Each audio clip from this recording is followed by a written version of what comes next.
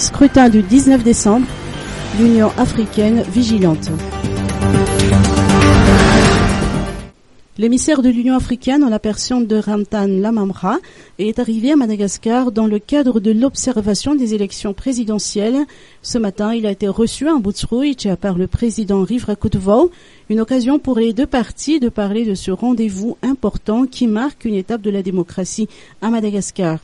Avec le président, je pense que c'est la présente rencontre et à l'instar de toutes les autres, une rencontre très chaleureuse, très fraternelle, très cordiale et orientée vers la contribution des uns et des autres au succès du processus électoral. Et cette rencontre a ceci de particulier qu'elle intervient à l'avant-veille de ce moment décisif qui est le second tour de l'élection présidentielle. Ce second tour arrive comme couronnement d'un long processus démocratique qui a permis au pays, disons-le, de surmonter avantageusement un certain nombre de difficultés sur le chemin, sur le parcours.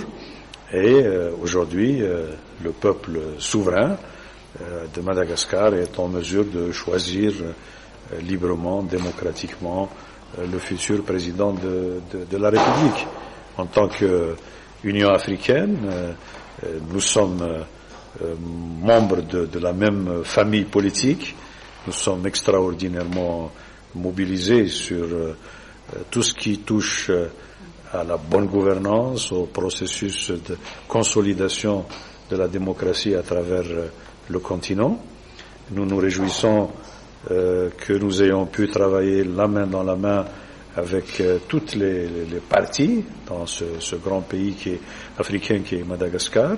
Et aujourd'hui, nous sommes dans la position d'observateurs, attentifs, bienveillants, vigilants, pour ce qui est du respect des textes, les textes de Madagascar, État souverain, mais également les textes de notre Union africaine, auquel Madagascar est une partie importante comme chacun de nos pays.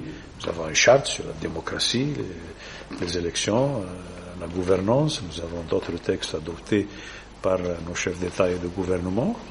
Et nous avons bon espoir qu'à l'instar du premier tour de cette élection, le second sera caractérisé par la transparence, par l'intégrité et par une liberté totale laissée à chaque électeur de choisir en toute liberté son candidat pour être le prochain président de la République. Nous sommes très heureux d'être présents en ce moment si prometteur de l'histoire contemporaine de Madagascar. Les deux candidats vous ont-ils donné Pardon ? Les deux candidats vous ont-ils donné une sorte de garantie effectivement pour atteindre les défis de l'Union africaine? Nous sommes en contact depuis fort longtemps avec les candidats que nous connaissons depuis des années.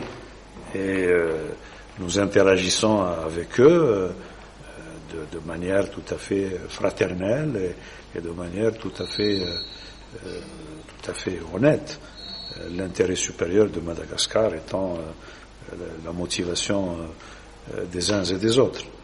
Et donc, nous venons d'arriver, nous n'avons pas eu encore de contact direct avec les candidats eux-mêmes, mais nous avons bon espoir que la campagne électorale se terminant, les candidats auront un peu de temps à nous consacrer et nous aurons donc grand plaisir à les rencontrer et à discuter très librement, très fraternellement avec eux de la nécessité impérieuse que la volonté du peuple malgache soit respectée en toutes circonstances. L'Union africaine qui entend ainsi rencontrer les deux candidats concurrents à cette course vers la magistrature suprême du pays, ainsi que les acteurs concernés par le processus électoral.